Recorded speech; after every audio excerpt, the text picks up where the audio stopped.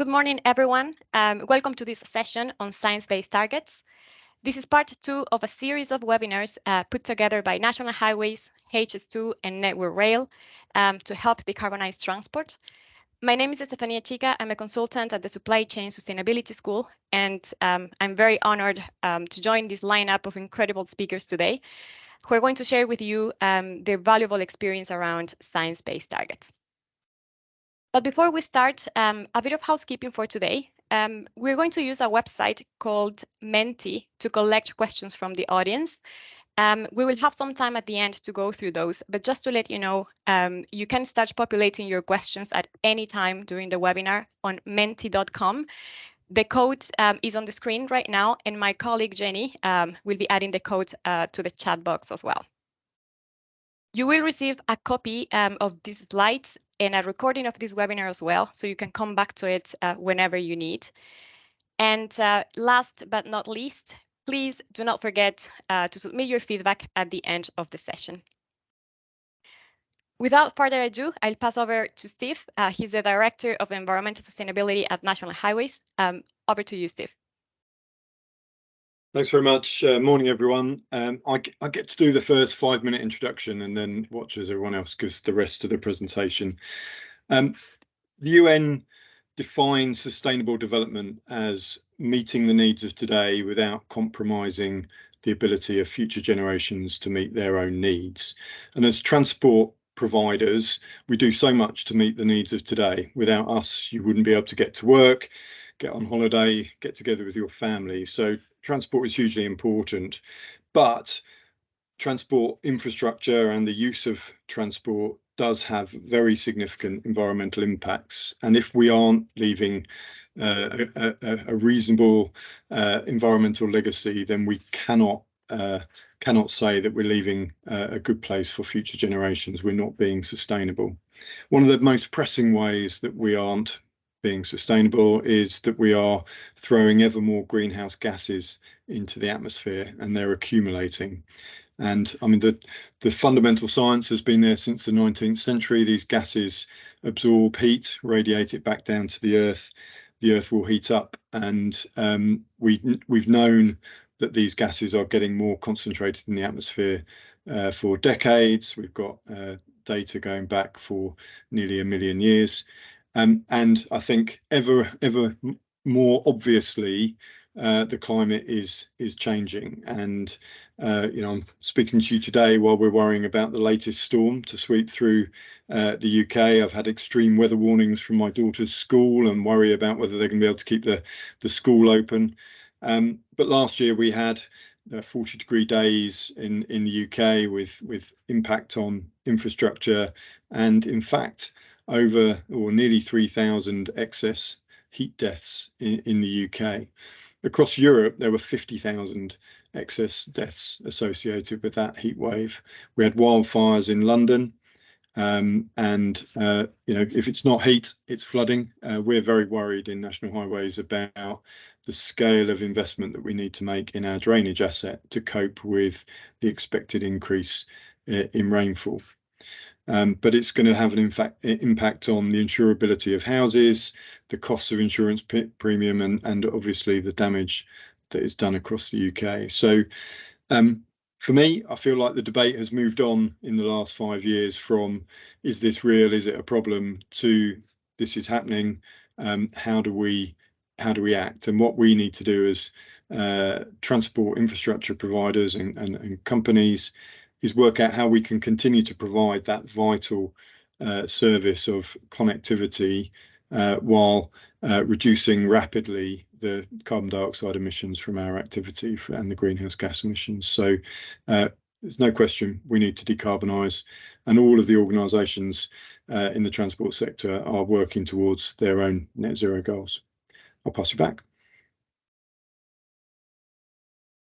So the agenda, shall I quickly talk through? We're going to start just with some what is net zero and what are the science-based target initiative method, how do we define net zero? Then we're going to talk about what National Highways, HS2 and Network Rail are setting out to do and what that will mean for the supply chain. We've got some case studies from Sir Robert McAlpine and Galliford Try, and then there's a bit of a question and answer session at the end. So thanks all for joining, and I'll pass you back to Jenny. Thank you very much for that introduction, Steve. We are now going to dive deeper into the net zero concept. Put it very simply, net zero is about reducing our greenhouse gas emissions as much as possible. It means striking a balance between what we emit and what we remove. But which emissions do we actually have to reduce? Well, we're talking about our direct emissions as an organization and the emissions from our value chain as well. In other words, our scopes 1, 2, and 3. As you can see on the screen, net zero and carbon neutral are quite common terms. I'm sure you've heard about them before, but there is a subtle difference that we need to highlight. Both terms are about balancing out emissions, but the main difference is how you go about it and which emissions you are including. For example, carbon neutral is more focused in your scopes 1 and 2. There's no real obligation to include your scope 3 emissions. Whereas net zero is a broader concept that covers the whole value chain, including upstream and downstream emissions. Achieving science-based targets is a very important step towards reaching net zero, simply because these targets are giving you a roadmap to reduce your own emissions. What are science-based targets? Well, these are targets to reduce greenhouse gas emissions according to what science says, which is to limit the temperature rise to well below 2 degrees Celsius compared to pre-industrial levels. An important point here is that climate science is telling us that we have to fully decarbonize by 2050 at the latest in order to reach the Paris objectives. So the question is, how can organizations set their own science-based targets? You might have heard about the Science-Based Target Initiative, or SBTi. This initiative encourages organizations from all sectors to set their own science-based targets. And this means that SBTi is providing businesses with a path to meet the goals of the Paris Agreement. As you can see here in this graph, near-term targets basically outline how businesses will reduce their emissions over the next 5 to 10 years. These targets are a requirement for companies wishing to set net zero targets, and they're quite important because they ensure that you're reducing your emissions at the pace that is needed. Whereas long-term targets are the reductions that you need in order to achieve net zero. And these targets must be met by no later than 2050. For some companies, this means at least a 90% reduction in emissions, which is a considerable amount. As I said earlier, SBTi has developed a specific process to help companies set their own reduction targets. You can find all the information you need about this process and about the requirements in their website, sciencebasedtargets.org. So I highly recommend to check that out if you haven't done so yet.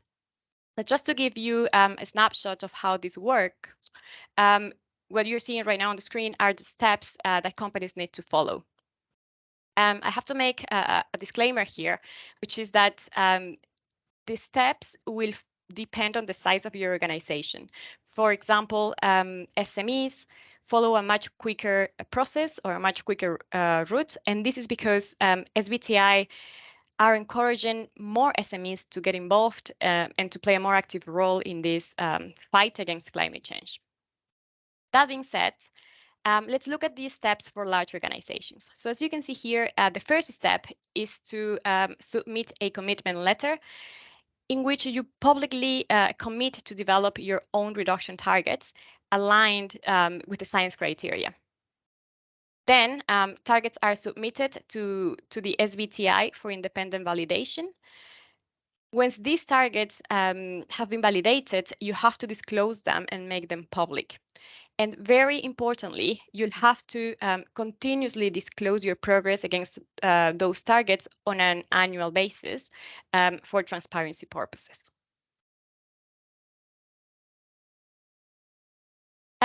This next slide highlights the importance of setting your own science-based targets as a supplier organization. As you can see here at the top, within 5 years of national highways submitting their own SBTi baseline, they will start to focus their spend on those suppliers who have set and validated their own science-based targets. And this graph is an indicative timeline of this process. So please stay with me here. By 2026, suppliers will be expected to commit to setting their own SBTi. By 2028, at the latest, suppliers will have to submit their targets and baseline data for validation purposes. And from 2029 and onwards, suppliers will be expected to start disclosing their progress on an annual basis.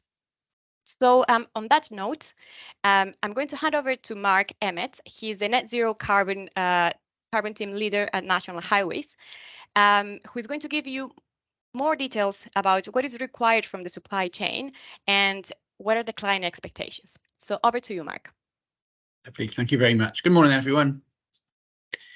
Yeah, so we'll briefly cover in terms of the arm's length bodies, so that's National Highways, Network Rail and HS2, although many of the requirements that are set out for those organisations are also similar to other similar sector organisations. So first off, starting with Network Rail. So Network Rail were the first railway company in the world to set the science-based targets in 2020. And as part of that target setting, they provided a commitment to cutting emissions, which limit warming to no greater than 1.5 degrees Celsius, which is below the 2 degrees that scientists have declared necessary to meet the 2050 Paris Agreement. So in summary, those approved targets are that Network Rail commits itself to reducing absolute Scope 1 and 2 greenhouse emissions by 46% by 2029. So yeah, 6 years away. Network Rail also commits that 75% of its suppliers by emissions covering purchased goods and services and capital goods will also have to set their own science-based targets by 2025. So very broadly similar approach to National Highways in terms of taking the approach of purchased goods and services. In addition, Network Rail commits to reduce absolute Scope 3 indirect emissions by 28% by 2029, so within another 6 years.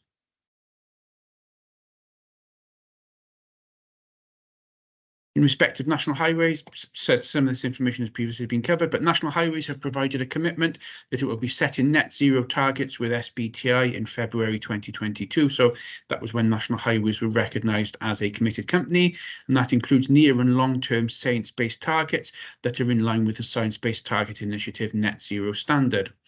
So with National Highways, by us committing to be net zero, we also became part of the Business Ambition for 1.5 degrees Celsius campaign and the Race to Zero campaign. National Highways, we've been developing a science-based target and are preparing to submit the target for the SBTi for validation. This will take place by the end of this year. So yeah, consequently, they will be then, the clock will start ticking for our supply chain to achieve their own science-based target validation by the end of 2028.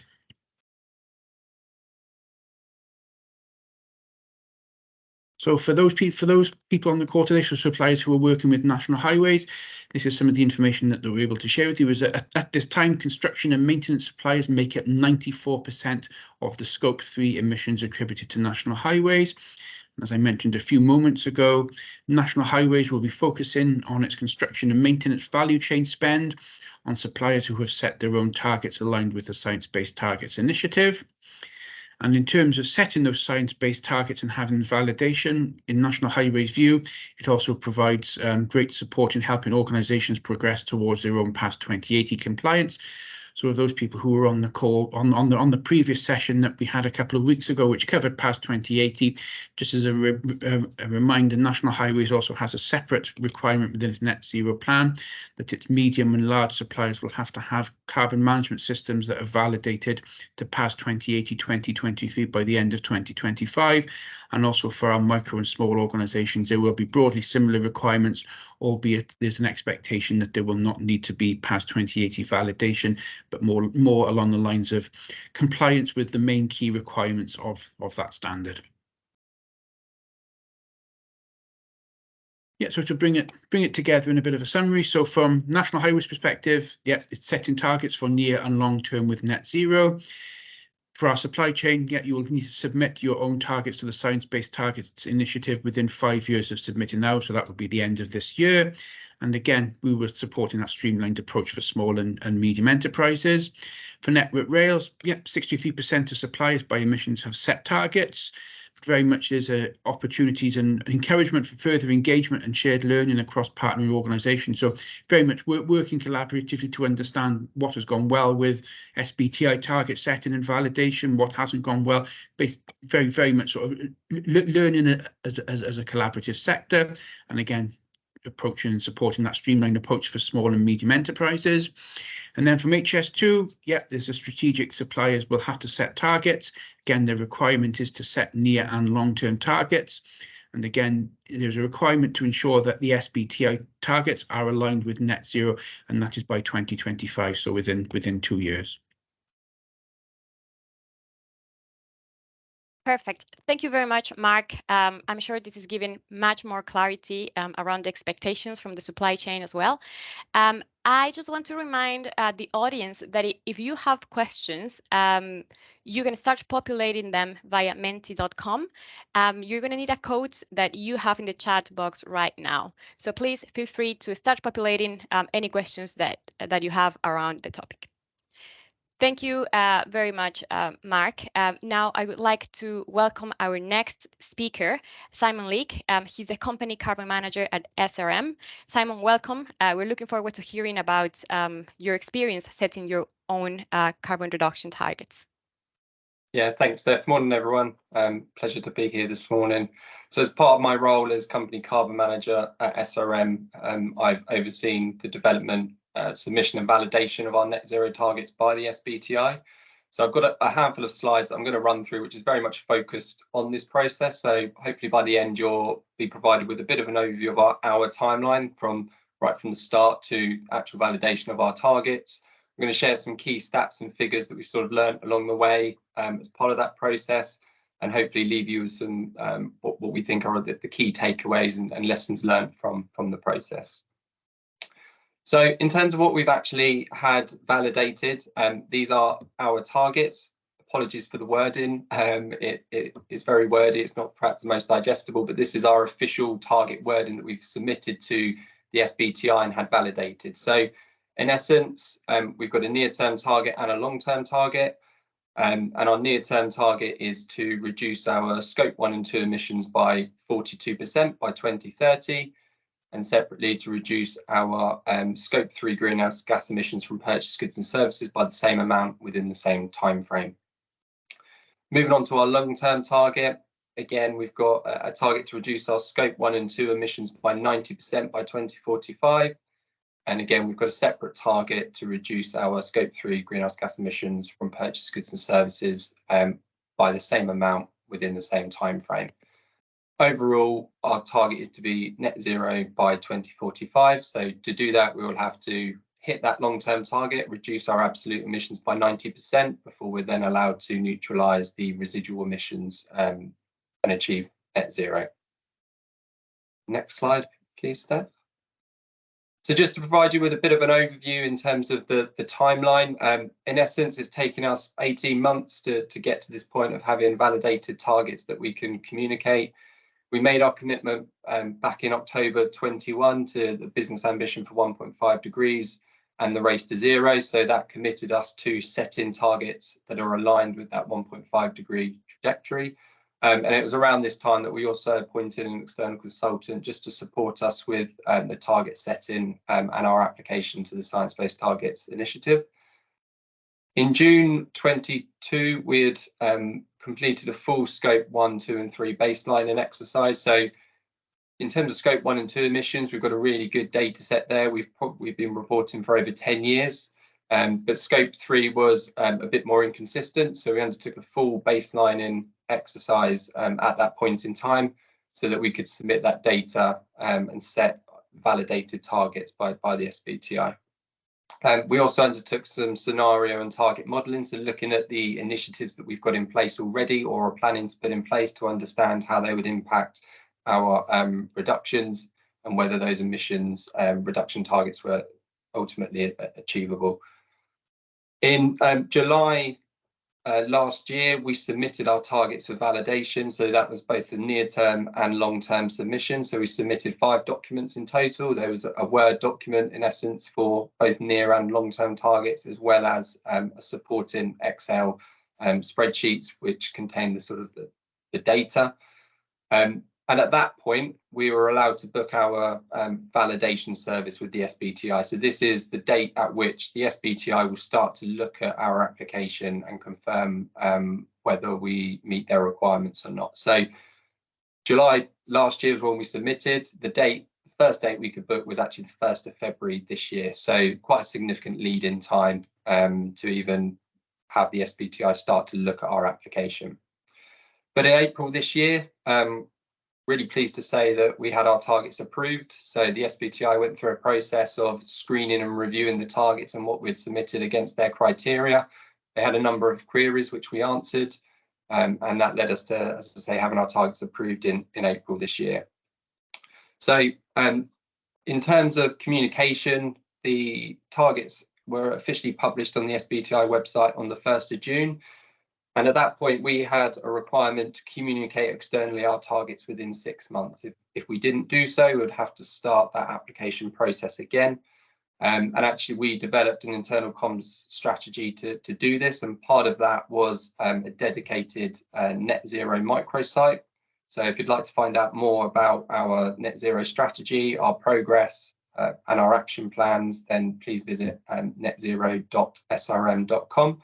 And that will provide you with a lot more information around our approach to net zero. Next slide, please, Steph. So just some summary stats and figures. So 79 weeks is how long it took from our original commitment to getting our targets approved. Nearly half of that time was probably related to the actual validation of our targets themselves. So as I said, due to the increased demand for science-based targets, at the time we submitted it, there was a 26-week lead-in period to book that validation service. And then the SBTi have 12 weeks from starting that validation service to giving you a response on whether your targets are approved or not. During those 12 weeks, there were 20 queries raised on our application over 6 rounds. So those queries ranged from methodology, so how we'd calculated our footprint, to questions around our company structure and our sort of methods of working.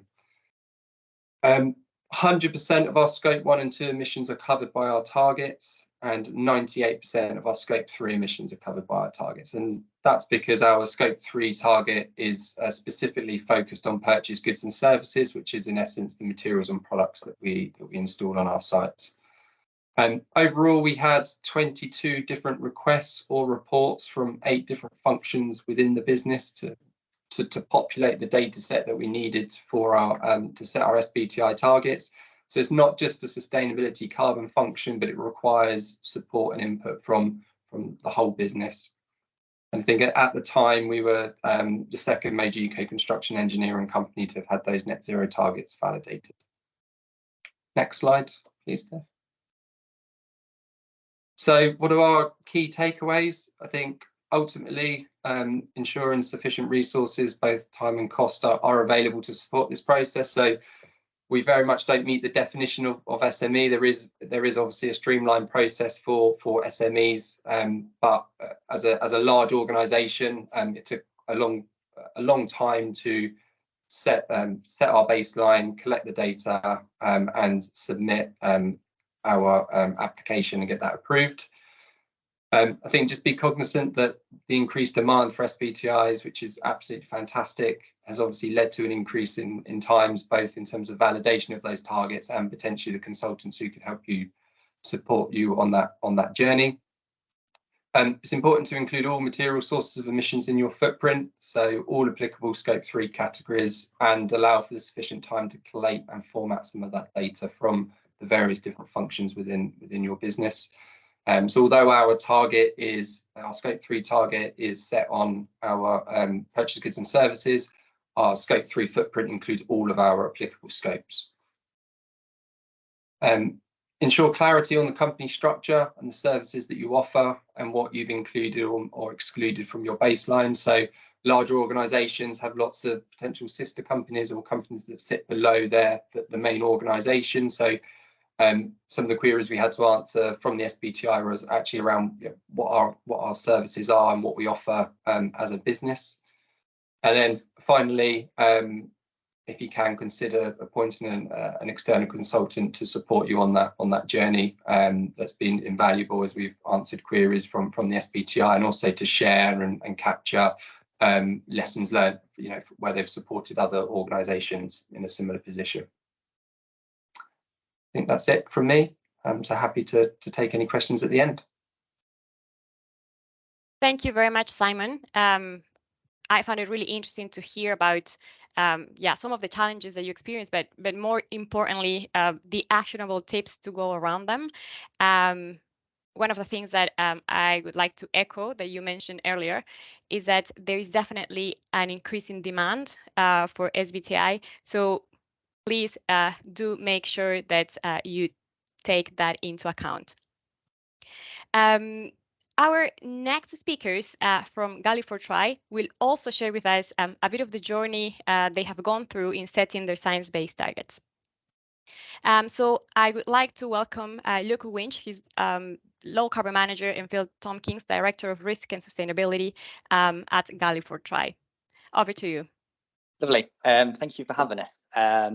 I am the low carbon manager for the infrastructure business unit. So my role really is about taking the SBTs and applying them to our projects and to our project portfolio. And I've got Phil Tompkins with me, who's our group director of risk and sustainability, who was really instrumental in us developing our SBTs. So and we're going to talk through our approach and how we're using the SBTs to really drive carbon reductions through our project portfolio. So with that, I'll hand over to Phil. And next slide, please. Thank you, Luke, and good morning, everybody. There'll be a lot of similarity with what you just heard, because our approach was very, very similar to the one that SRM went through. But before we get into the approach, probably just worth reflecting on why we did this. And there's a few reasons down there, but essentially, externally, it was really important for us to have the science-based targets validated, and ours are near-term targets, to give some credibility to what we'd already put out there. We'd already published some net zero ambitions or commitments, but we wanted to bolster them with science-based targets to give them some external credibility. But as important internally, we wanted to identify the key areas that we needed to focus on. So the footprinting was really important in helping us identify where our hotspots were for action. But also, and I'll come on to a little bit more of this, some of the feasibility studies that we did as part of the target setting process gave confidence internally that we weren't just kind of picking a number and a year out of the date and hoping for the best, that we did actually have some plans in place, and the targets that we were setting were actually challenging but achievable. So they're probably the two main reasons why we did went down the SBT route. Next slide, please. So our approach and timeline, let's say, very, very similar to what Simon's just outlined. And again, similarly, we already had good data on scope 1 and 2. We've been reporting that for a number of years. But the real challenge for us was around scope 3.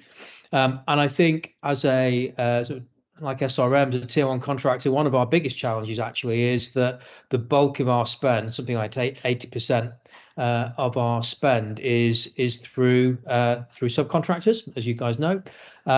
So actually having the visibility of the data within our systems was a real challenge. So as SRM, we appointed an external consultant. We used the Carbon Trust to help us in developing a model, particularly around the purchased goods and services, to help us analyse that spend against different categories and then make sure that we applied the right spend-based emissions factors to then come up with the footprint.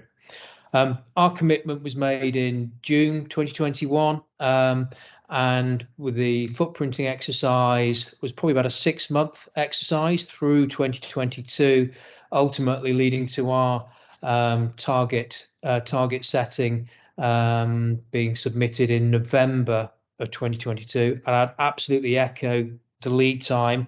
Our initial review period we got was May. It actually came forward a little bit into April, but still quite a significant lead time given that we submitted that in November. And again, had a whole series of sort of queries that we done back and forth with SBTi, but ultimately had our targets validated in June of 2023, and then subsequently published them almost immediately. Actually, we were so keen to get them out there. So our timeline and process very, very similar to what you've heard. And I think the one thing in my reflection on the process was that it was probably not quite as scary as we thought going into it. The key thing for us was having somebody to hold our hand through the process and having good analysis of our spend data, given that we were relying very heavily on spend-based emissions factors. But actually was not quite as scary as we thought. Next slide, please.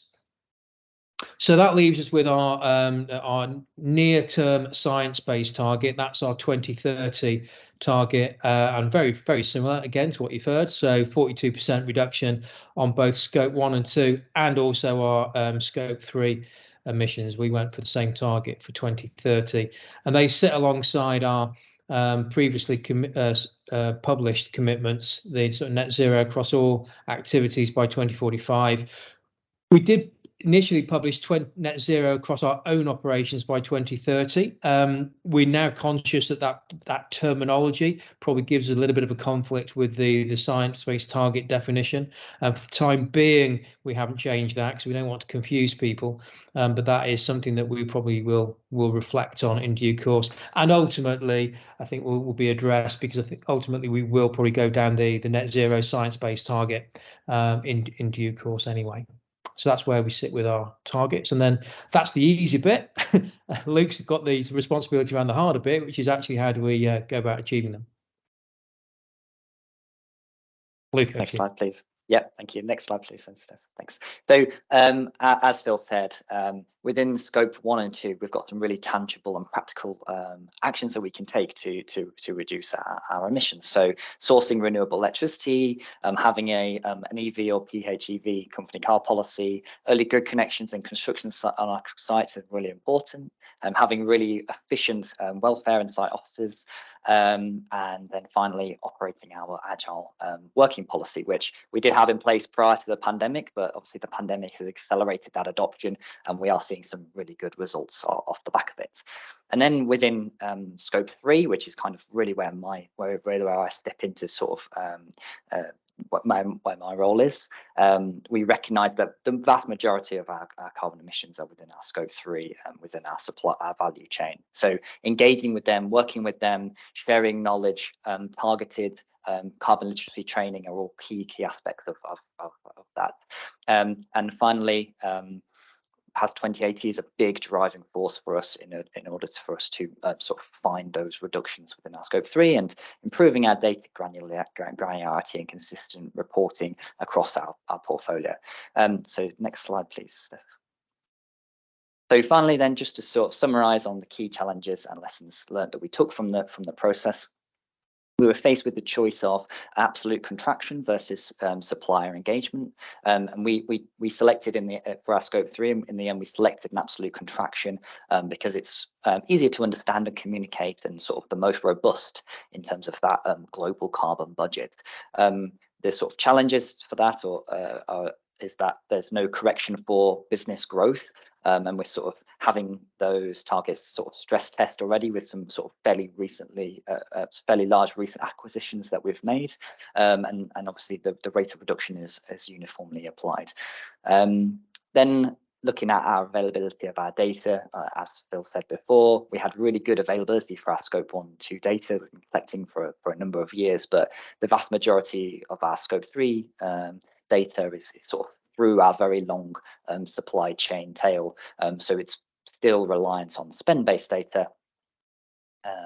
And then looking at our sources of our carbon emissions, so the SBTs allowed us to sort of identify where our carbon intensive activities are. And obviously with scope 1 and 2, the usual offenders are there, so fuel oil, company vehicles and electricity. And then within scope 3, again, earthworks was a key contributor to us, which we kind of foresaw. But interestingly, M&E and FRC were very carbon intensive activities. So that's allowed us to focus our efforts in those areas. And then finally, data accuracy and completeness, as Simon said before, the activities coverage is vital in terms of setting the targets, but the data accuracy is subject to that past 2080 continual improvement piece whilst maintaining transparency and consistency. And as we said, as we sort of gain in our maturity in terms of our data collection and reporting, we can transition from spend-based data to a quantity-based data.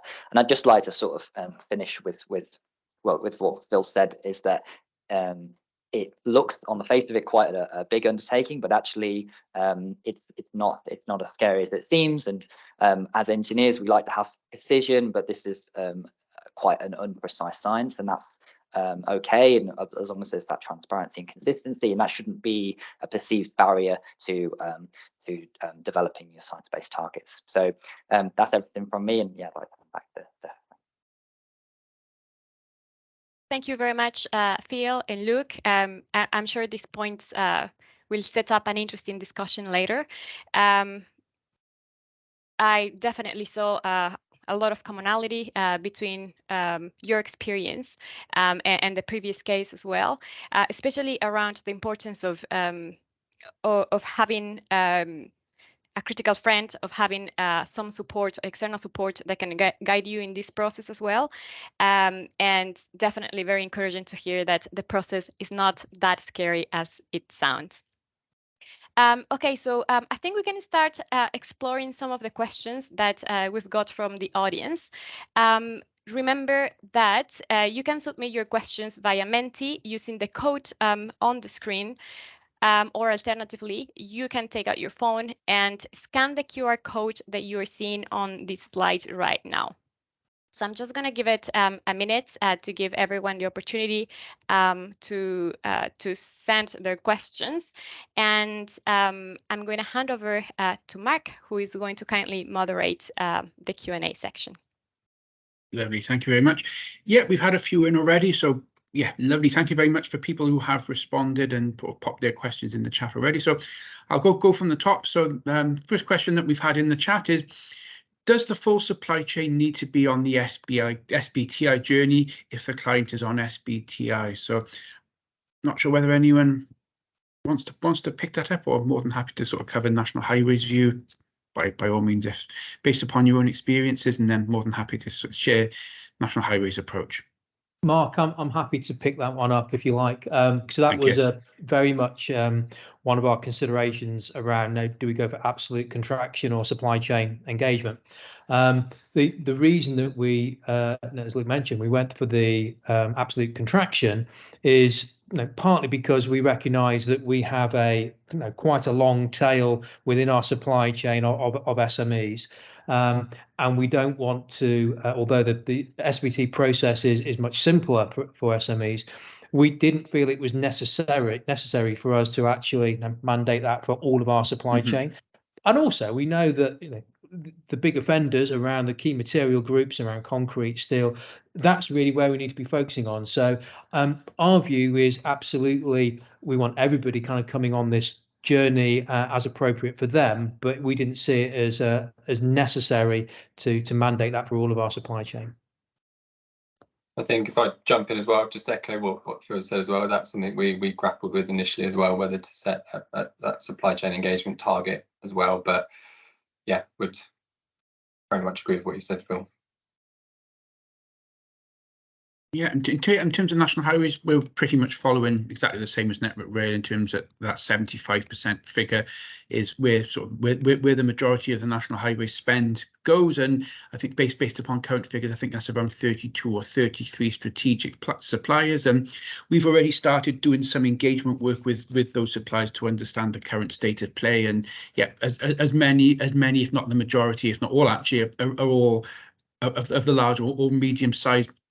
Quite a few, including yourselves, of course, are already on that journey, or already SBTi validated. So, yeah, I think that's certainly the way that national highways are approaching. But I think perhaps the point to make with that approach as well is that, particularly when looking at, say, the contractor and the subcontractor type approach, is that ultimately, as one of the 75 suppliers working for national highways, that when developing your SBTi, validating, getting your targets validated, very much to actually ensure that when you actually get those targets set and agreed, and when you're monitoring progress, inevitably, of course, you will only be able to successfully demonstrate progress if you bring your fellow supply chain partners on that journey as well. Is that very much although you are the committed organisation to say, yes, we are SBTi validated, these are our targets that we've had validated.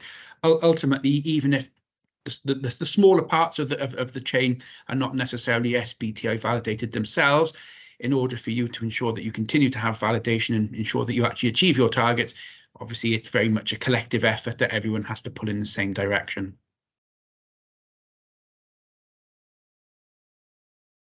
Okay, so another question that we've had is, if the science-based targets baselines are based around cost, how is inflation taken into account? Surely with the rising cost of materials and services, CO2 emissions that would increase accordingly.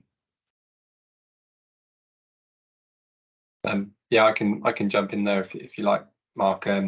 Similarly, this is, I think, where it's been invaluable having a consultant to support us, because like Galliford Try, we've had to adopt a spend-based approach particularly for purchase goods and services. So although we've based that on our spend, that does also factor in inflation.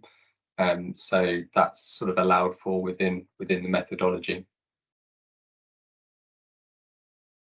I would echo that. It's exactly the same approach that we were advised to take. And the other thing I would say is that nobody intends to continue to use spend-based methodology indefinitely. We're all working towards trying to move to more quantity and specific product-specific emissions factors. And therefore, over time, that becomes less of an issue. But yeah, it was certainly one of our concerns, but we were reassured that the methodology took that into account.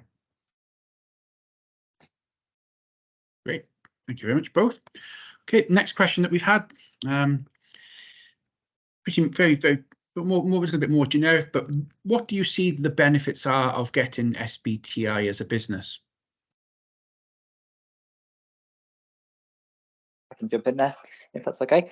So it really demonstrates our commitment to our targets. So like we said, like Phil said before, we sort of made commitments, but we didn't have the sort of understanding whether they would be achievable. Whereas now, obviously, they've been they're ratified against the SBTi. We know that we're confident they're ambitious, but achievable. They also identify where our hotspots are within our operations to focus our efforts for reductions. And it's really a signal to our clients, but also our supply chain, that this is something that we take seriously, and it gives us that ownership of scope 3 and sort of the license to work with our supply chain to ultimately make carbon reductions, which is what this is all about.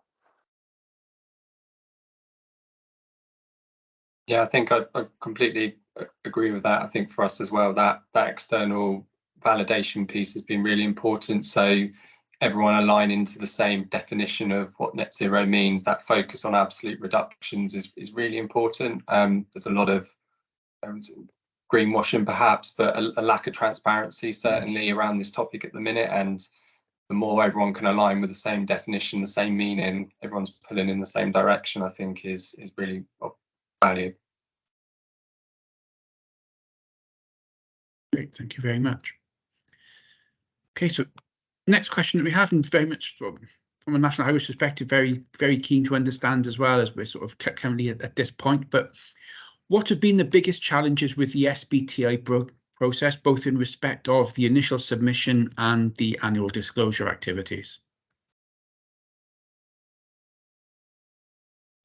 Yeah, I can start on that one. I think in terms of the sort of original submission, I think it's just those timelines. I think you know, I again agree it's not a particularly scary process, but everyone should go into, you know, eyes wide open that it can take a bit of time given the increased demand, which is obviously a great thing, in, you know, by and large, but that does impact in terms of the time it can take to get your targets validated.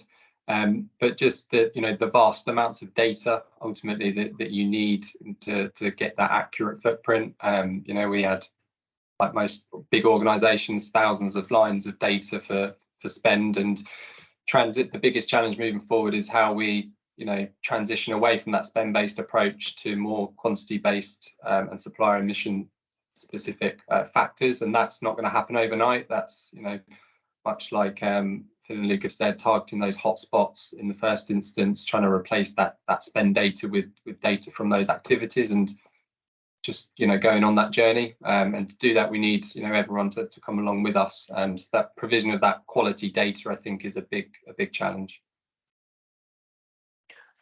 Mark, I think one of our biggest challenges was actually an internal one, which Luke sort of alluded to, which is we are, you know, by nature and by professionally, we want to be precise. You know, we're full of engineers. But actually, this is a really good case where, you know, that kind of saying around perfect being the enemy of the good, really true on this. There were obviously assumptions that we have to make. There are certain compromises in terms of going for absolute accuracy versus simplicity, and I think that took quite a lot. You know, for some of our people, that was quite a difficult thing to get their heads around, because they're saying, well, that's not going to be accurate. Well, no, we know it's not accurate. It's only an estimate, and at this stage, it is around kind of almost hotspot rather than an absolute measure. But if we'd obsessed on accuracy, we'd never ever get there. So I think that was probably one of our biggest challenges, getting people comfortable with the idea that this is only ever best estimate. It's not coming up with an absolutely accurate figure. I think I'd just add to that as well, Phil, is that getting people comfortable that those targets, particularly Scope 3 element, is challenging. It is a stretch target, and that we shouldn't just be setting targets because they're achievable, but we're setting targets because that's ultimately where we need to be. So that's an interesting conversation to have with people as well. So it's a different mindset, I think, in terms of, you know, setting a target as to challenge yourself ultimately to where you want to be, rather than setting a target because it's achievable and it looks great.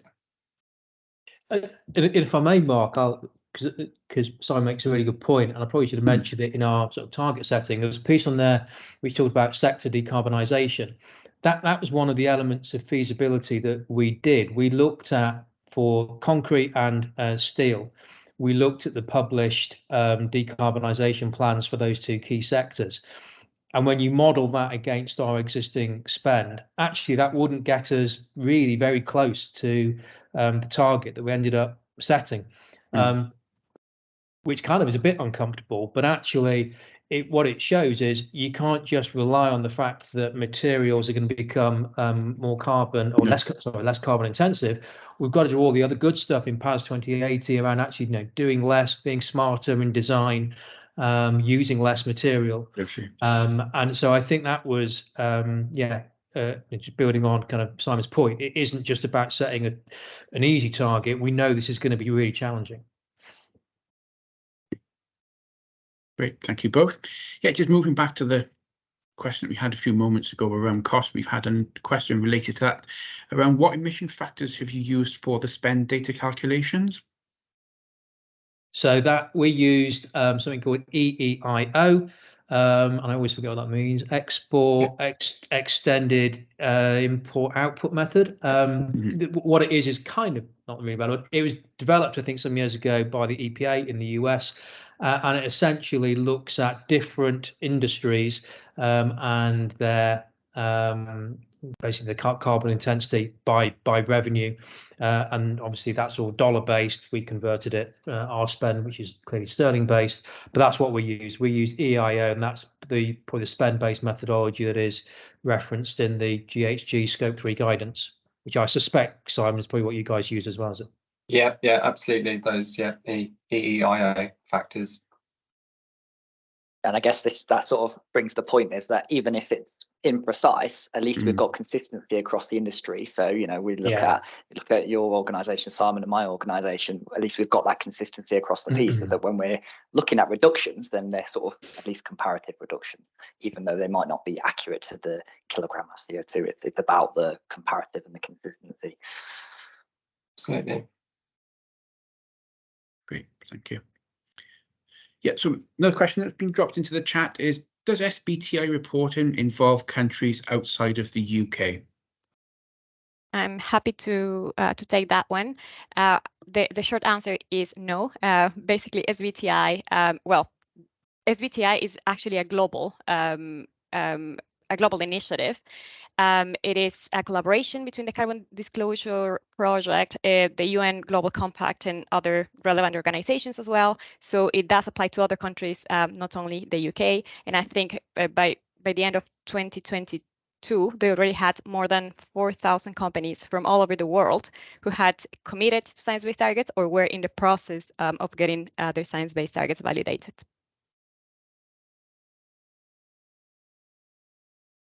Great, thank you very much. Yes, we've had a couple of other questions that reference national highways, so I'm more than happy to pick those up, but if anyone has any comments or views, then more than happy. So, will science-based SBTi validated targets be required contractually for suppliers to work with national highways? The answer to that is yes. So earlier this year, we published our Contracting for Carbon policy, which provides a summary of some of the key requirements that we will set for our maintenance and construction contracts initially, but for also other contracts as well, where you're working for national highways. And again, so the requirement will be that that list of strategic suppliers where the 75% supply chain spend is covered within national highways. If you are on that list and you are contracted to national highways, you will be expected to submit your SBTi targets for validation within 5 years of national highways submitted NEM. So that will be by the end of 2028.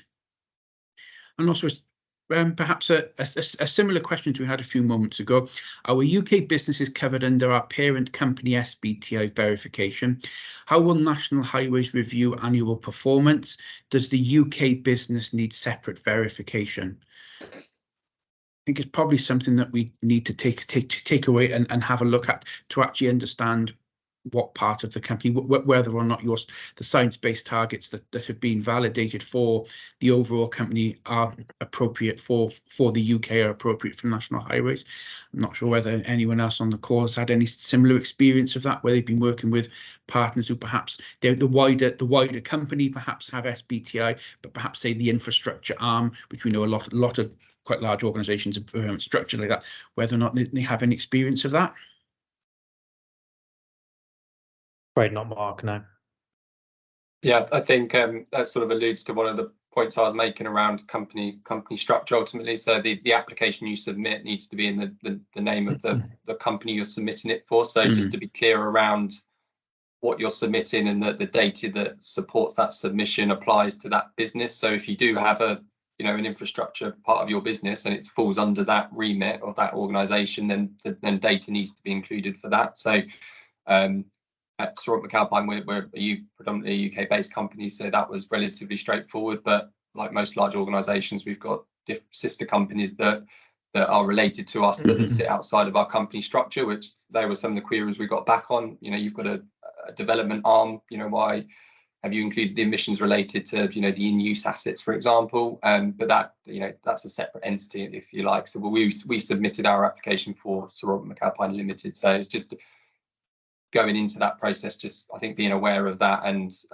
being quite clear on company structure and different entities is really important. Yeah, and yeah, as soon as the question popped in the chat, I have very quickly opened the list of registered and validated organisations, because I was fairly positive, and it has sort of had confirmation that there's certainly at least one of the supply chain that works for National Highways, where actually they have three separate, they're listed under three separate, all under the same sector, but because they are internationally based, but also within the UK, they have different arms. So they have an infrastructure, they have a buildings arms. They have been SBTi validated against each individual part of the company rather than the overarching company. So yeah, I think that's probably good guidance and sort of a good notification that, yeah, as you say, it will most likely have to be sector specific rather than the overarching company having SBTi validation. I believe that's all of the questions that we've had within the Q&A. So we've got a couple more minutes in case anyone has any last minute burning questions.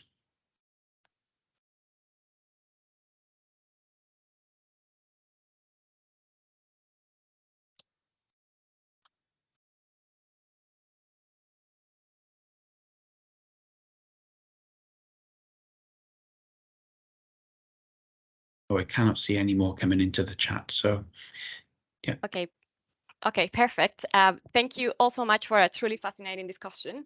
I know that a lot of organizations are struggling with this process of setting science-based targets, and it's always helpful to hear such practical advice and your experiences. I'm sure the audience is taking a lot from today's session. I would like to mention before we wrap up that we are going to run a third webinar in January. More details to come shortly, so please make sure to register to that session as well. Don't forget to tell us how we did. It is a very short feedback survey. You can scan the QR code that you're seeing on the screen right now to tell us what you liked about this session, but also the kind of content that you would like to see in the future. What would be useful for you to learn about? Thanks everyone who has joined today. Thank you to our panelists and presenters. We hope to see you at another session. So bye for now, and thanks again.